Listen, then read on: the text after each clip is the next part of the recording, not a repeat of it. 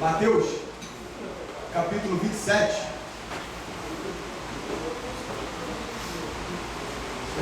Obrigado, filho. Mateus, capítulo 27, Evangelho segundo Mateus, capítulo 27, a partir do versículo 45.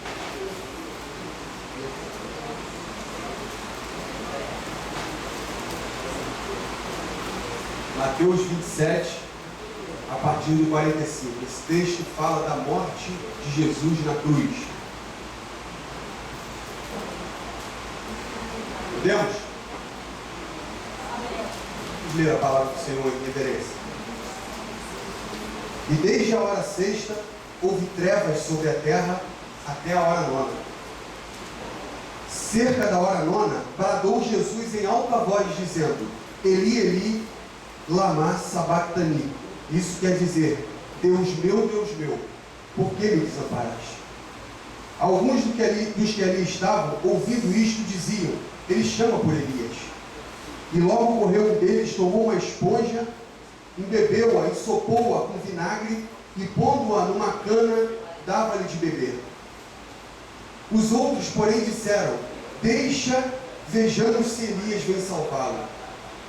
De novo bradou Jesus com grande voz e entregou o Espírito.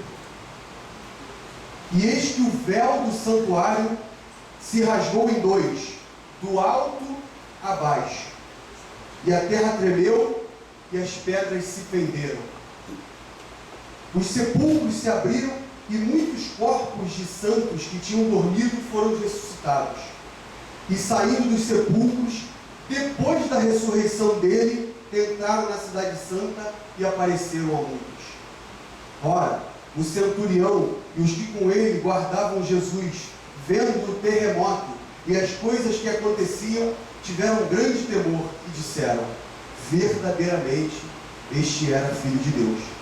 Também estavam ali, olhando de longe, muitas mulheres que tinham seguido Jesus desde a Galileia para o servir, entre as quais se achavam Maria Madalena, Maria, mãe de Tiago e de José, e Maria e a mãe dos filhos de Zebedeu. Senhor, que a Tua palavra fale a individualidade de cada um de nós aqui. Obrigado, Pai, pela leitura do texto sagrado, e que, Senhor, a Tua palavra faça a Tua vontade, e que ela faça, Senhor, segundo o Teu querer. Em nome de Jesus. Amém.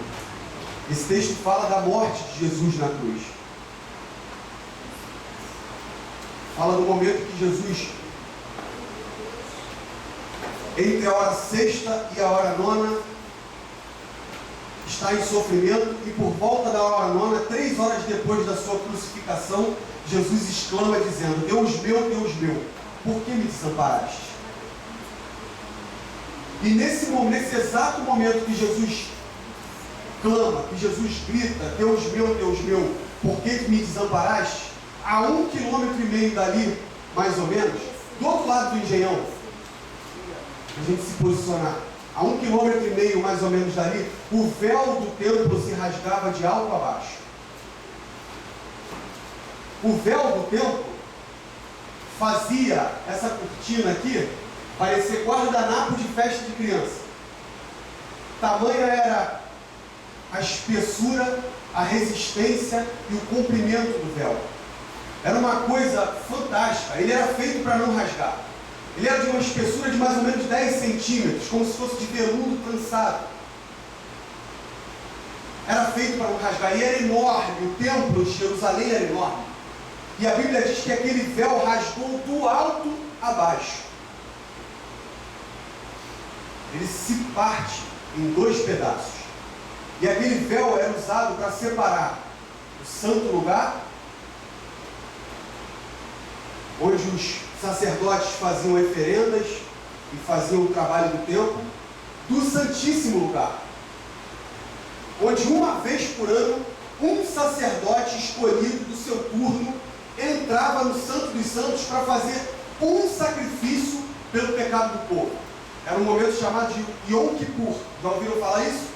A festa judaica chamada Yom Kippur é o perdão dos pecados. Uma vez por ano, o sacerdote passava pelo véu, e em passar pelo véu, ele fazia um único sacrifício pelo pecado do povo. Era o Yom Kippur judaico. Ainda é assim em alguns lugares. Não com a mesma tradição, com a mesma suntuosidade, mas ainda acontece o Yom Kippur. Só que esse santíssimo lugar só poderia ser acessado pelo sacerdote da hora, pelo sacerdote da vez, uma vez por ano. E num determinado momento aconteceu de um sacerdote infartar dentro do Santo dos Santos. E os outros sacerdotes do lado de fora, vendo aquilo, não podiam fazer nada. Você olha o que a religião faz. Eles não entravam no Santo dos Santos para socorrer o coitado do sacerdote que estava infartando, porque eles não podiam sujar o Santo dos Santos. Eles não podiam pisar o Santo dos Santos. E aí, depois que o cara estribuchava e morria lá dentro, vinha um cowboy e laçava o cara e trazia ele de volta.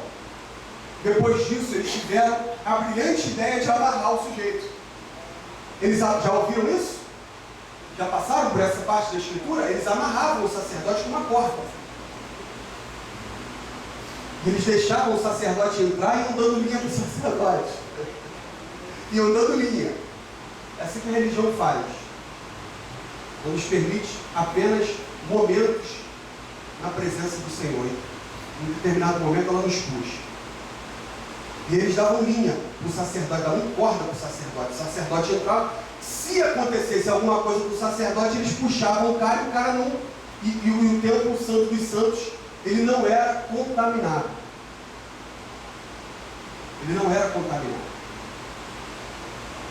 Só que esse texto de Mateus, ele descreve efeitos especiais da cruz de Cristo.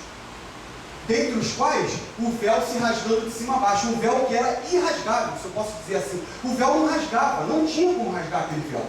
Ele rasga de cima a baixo. E não só isso, a terra treme. As rochas se fendem, elas quebram. Os mortos ressuscitam. E entram em Jerusalém depois da ressurreição de Jesus.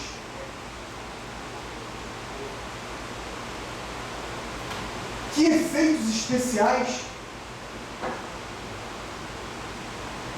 O que esses efeitos especiais da morte de Jesus, efeitos dignos de Spielberg, terra se quebrando, terremoto, véu se rasgando, o que esses efeitos especiais trouxeram de especial para nós? O que toda essa fenomenologia cataclísmica quer dizer para nós? O que há no pano de fundo disso? Por que o véu se rasgar? Por que as pedras se fenderam? Por que os mortos ressuscitaram? Todo esse roteiro Spielbergiano que a Bíblia relata não teria sentido nenhum se não tivesse, se não houvesse profundidade, se isso não quisesse nos dizer alguma coisa. A Bíblia diz que o véu do templo se rasgou do alto a baixo. O véu do templo se rasga de Deus para os homens. O véu do templo se rasga do eterno para o temporário, do absoluto para o relativo, de Deus para os homens. Não há mais sacerdócio humano de mediação entre homens e homens e entre homens e Deus. É Deus se fazendo presente, é Deus rasgando o templo e dizendo assim: não é mais necessário que hajam cordas para puxá-los daqui, porque eu jogo a minha âncora de amor até vocês e os ancoro na minha presença. O véu do templo se rasga porque nós estamos ancorados hoje na presença de Deus, no Santo dos Santos. Não há mais sacerdote. O que há é o sacerdócio humano. Não há mais templo constituído. O que há é templo do Espírito. O que há é eu e você.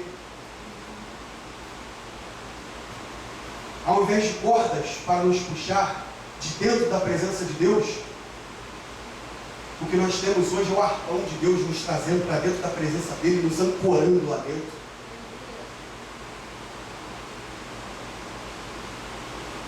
Porque a religião cria o véu, a religião pendura o véu, a religião estipula quem vai passar do véu, a religião estipula quem vai ficar de fora do véu.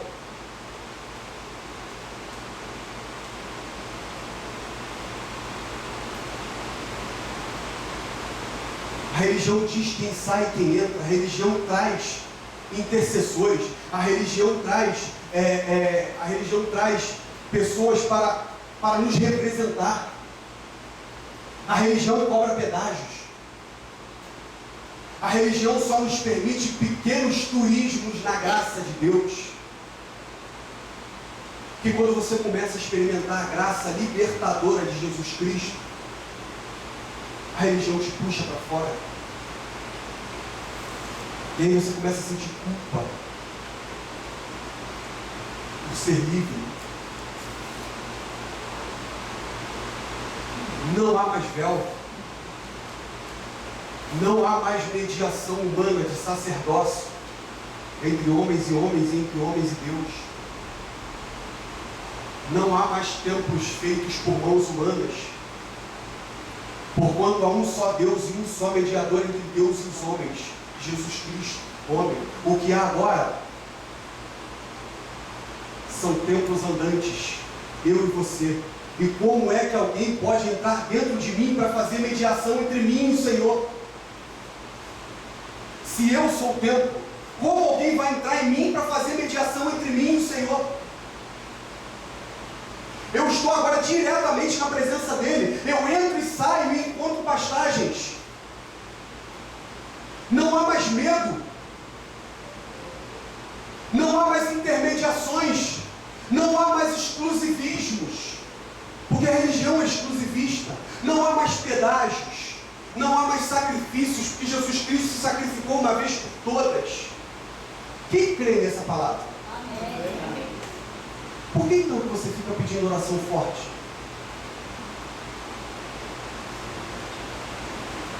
Por que então que quando nós ouvimos um pastor na televisão dizer assim, aqui se invoca ao Deus vivo, nós acreditamos nisso que ele está falando?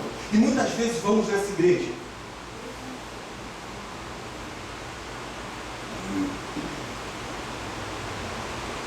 Por que é que muitas vezes você se vê com medo de uma palavra que liberam sobre sua vida?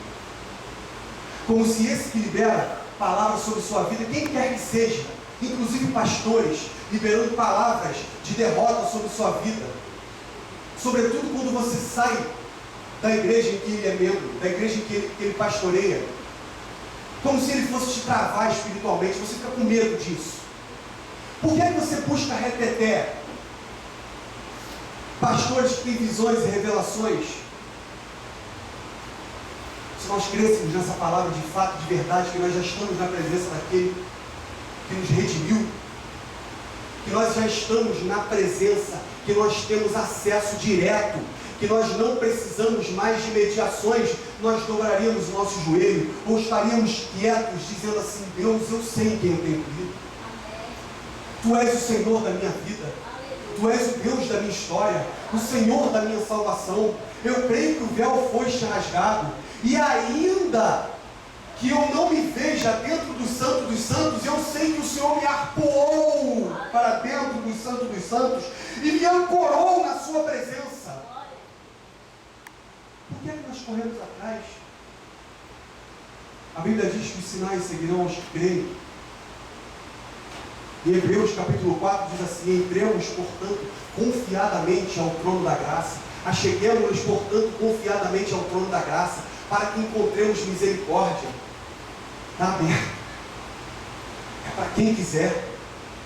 Nenhum mal te sucederá, praga nenhuma chegará à tua tenda, palavra maldita nenhuma de quem quer que seja terá poder sobre sua vida, porque você está na presença do Altíssimo, na presença daquele que ama, na presença daquele que se entregou e morreu, na presença daquele que se entregou e daquele que rasgou o véu de alto a baixo. Não há mais como costurar o véu é incosturável. A religião tenta reconstruir, tenta recosturar aquilo que não é recosturável, aquilo que não é reconstruível.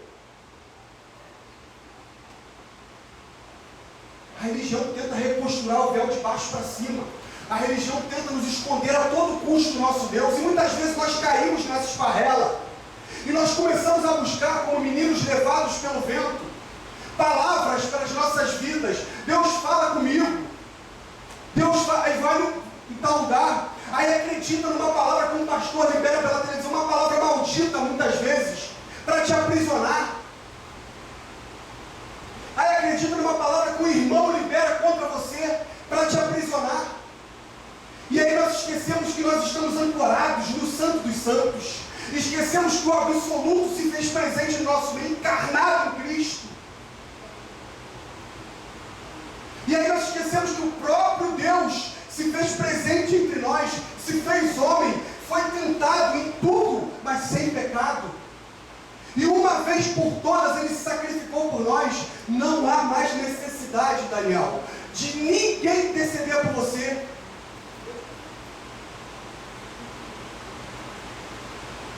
Não há mais necessidade de mediações, filho, na sua vida.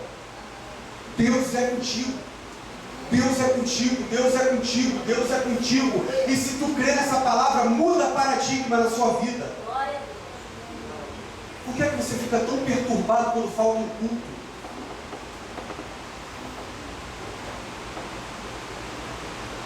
Por que você fica tão perturbado quando falta um culto? Você não vem aqui por causa de Deus. Deus está na sua casa. Deus anda em você. Você é um templo andante, mas a gente esqueceu isso. O véu foi rasgado. Já não tem mais pedágios. Deus vem contigo para o culto. Você vem aqui por causa dos irmãos, para congregar, para proclamar. Quem passa ali está vendo a igreja reunida. Você não vem aqui para receber de Deus, que aqui não tem mediadores entre você e Deus. Que um dia que você entender que eu sou mediador entre você e Deus, ou o pastor Janson, ou o Fábio, ou Aquiles, ou o Hugo, você está ferrado, brother. Está voltando aos rudimentos da religião judaica. Aí pode botar menorá em casa, a bandeira de Israel, a potroca que você quiser botar. Não há mais mediações. A sua presença está em Deus. O acesso está aberto. Igreja é lugar de congregar. Deus habita em mim. E se eu sou a habitação de Deus, não tem como alguém entrar aqui para me mediar. É aqui eu e meu Pai. Eu e meu Deus. Eu e meu Senhor. O absoluto habita o transitório, o passageiro. O eterno habita o temporal. E é por isso que a morte não tem mais poder. Ó morte, onde está o seu aguilhão? Ó morte, onde está a sua vitória? Tragada foi a morte pela vitória da cruz. Já não morro mais. E Paulo foi mais longe do que nós. Paulo disse assim: já estamos assentados nas regiões celestiais com Cristo. Não tem mediações. Não fique perturbado com religiosidade, isso mata. E quando você passa a entender essa palavra e aceitar essa palavra, e tomar no seu coração que o caminho está aberto para você, isso muda paradigma. E aí talvez você vai escandalizar outros. E você vai viver mais leve. Você vai viver com mais graça, com mais leveza. E isso escandaliza a religião. Porque a religião é pesada. A religião é maçuda. Ela é uma coisa horrorosa. Não tem palavras para descrever. E quando você passa a andar mais leve, as pessoas te julgam. Eu sei que eu tenho crido. Estou bem certo que é poderoso para guardar o meu depósito até aquele grande dia. Cristo morreu por mim na cruz do Calvário. O véu do templo se rasgou de alto a baixo. É obra de Deus. Isso não é obra de homens. E não há quem vá recosturar o véu de baixo para cima. Nenhum sacerdote humano, nem esse que você chama de meu pastor, ou meu guru, ou meu mentor, nem esses têm o poder de mediar a você e Deus. Nem esse tem o poder de recosturar o véu novamente e dizer para você: olha, é desse jeito que faz. A religião cristaliza, a religião embrutece, a religião endurece. O cristianismo embrutece, o cristianismo é religião. O evangelho do Senhor Jesus Cristo, a morte e a ressurreição do Senhor Jesus Cristo na cruz do Calvário, da graça, da leveza, da paz, da segurança, lança fora todo medo, nos enche de amor e de esperança. Por que buscamos ainda? Vou lá no irmão fulano de tal, lá tem um reteté, vou lá que Deus vai falar comigo.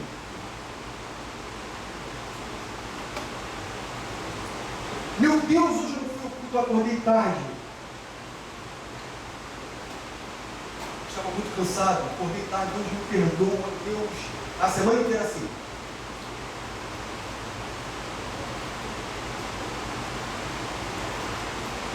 Meu Deus, o irmão liberou uma palavra sobre mim agora. Meu Deus, eu tenho que orar, eu tenho que falar com alguém.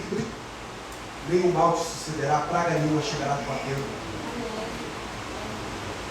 O véu se rasgou. A Bíblia também diz que houve um terremoto na terra. As rochas se fenderam. A criação não suporta a obra redentora de Jesus Cristo na cruz do Calvário. A criação não suporta a presença do Deus Altíssimo se fazendo. Tamanho foi o poder que foi liberado de Deus. As rochas se fenderam. Tudo aquilo que é sólido, tudo aquilo que nós chamamos de rocha na nossa vida, dinheiro, carro, posição, trabalho, tudo isso é esmiuçado, esmigalhado pela obra da cruz. A obra da cruz do Calvário esmigalha, esmiuça isso tudo. Porque a presença de Deus na sua vida faz isso quebrar. Faz isso não ter sentido absoluto. Isso passa a ser consequência. Porque o sentido absoluto é o Senhor da glória na sua vida. Quer ter sentido na vida? Louve ao teu Deus. Quer ter esperança? Louve ao teu Deus. Não é o concurso que você fez, não é o carro que você tem, não é a posição que você ocupa. Isso tudo quebra por causa da obra da cruz. Toda essa solidez se esvai.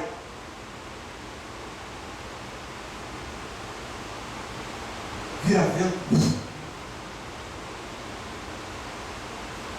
Quando nós entendemos a obra da cruz, todos os efeitos especiais, todo o significado da cruz, quando nós entendemos, quando nós passamos a compreender toda essa solidez, é quebrada. Toda essa presunção é esfacelada.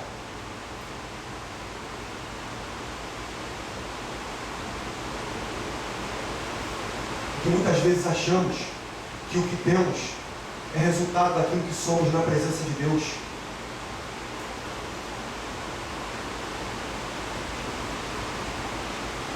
Temos a propensão de achar que o que o irmão tem é resultado daquilo que ele é na presença de Deus. E muitas vezes nós nos comparamos e aí começa o sofrimento. Nós nos comparamos com o outro. Mas isso tudo é rocha quebrada na presença do Altíssimo. Não vale nada. Não traz segurança.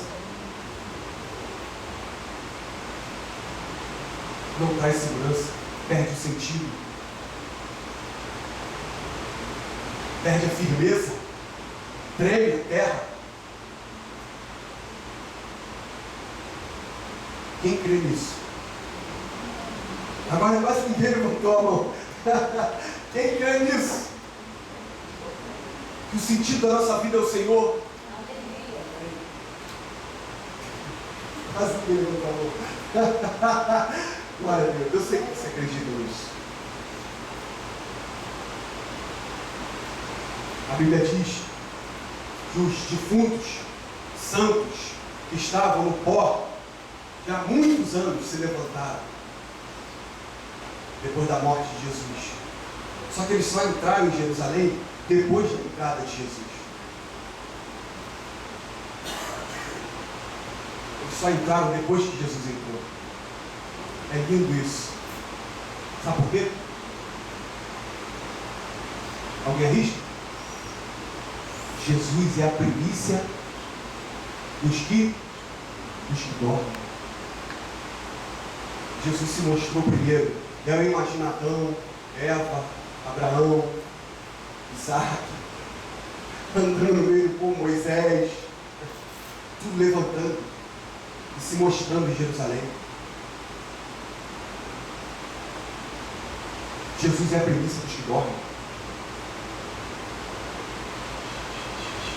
O efeito especial da ressurreição dos santos é apenas um prenúncio daquilo que há de acontecer conosco também.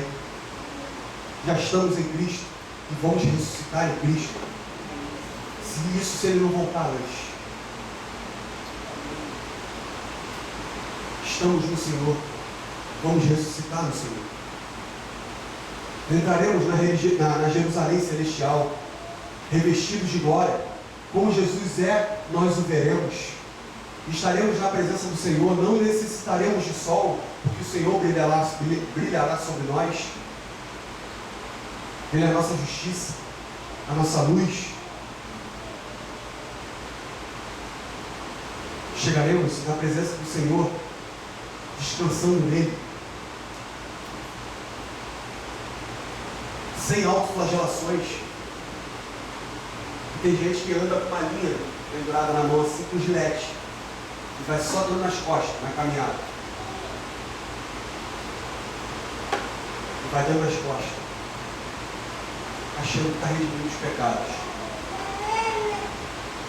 Já fomos crucificados com Cristo. Vivemos, não mais nós, mas Cristo vive em nós. E a vida que agora levamos na carne, levamos na fé do Filho de Deus, o qual nos amou e se entregou a si mesmo por nós. Ele é o nosso mediador. Ele é a nossa esperança. O caminho está aberto. Ele ressuscitou e entrou em Jerusalém. Os mortos ressuscitaram e entraram em Jerusalém. Vai chegar dessa vez. E aí todos os nossos medos se vão. E aí nós passamos a dialogar até com a morte. Porque ela não tem mais poder sobre nós. E aí nós vamos entender como Dietrich Bonhoeffer, teólogo alemão que morreu sob o regime nazista, disse para um alemão que ia enforcá-lo. O alemão chega para ele, o soldado nazista, Bonhoeffer, agora é o fim. Ele diz, não, agora é o começo. Agora é o início da minha jornada. Agora é o começo da minha glorificação. É agora que vai valer a pena tudo aquilo que eu passei na presença de Deus, porque a sua leve e momentânea tribulação não é para se comparar com a glória que você há de se revelar. A morte é o início. A morte é apenas a passagem para quem já está na presença do Senhor, para quem já transpassou o véu rasgado, para quem já não necessita mais de palavras, para quem já não necessita mais de mediações, para quem já não necessita mais que alguém ponha a mão na sua cabeça pelo menos uma vez por semana, para quem já não se converte de novo, porque eu já vi isso. Pessoas pregando e gente se convertendo de novo.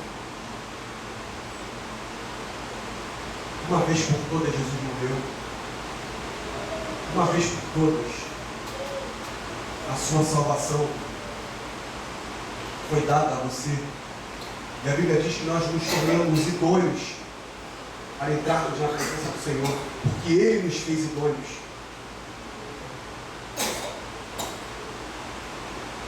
Ele nos fez idôneos.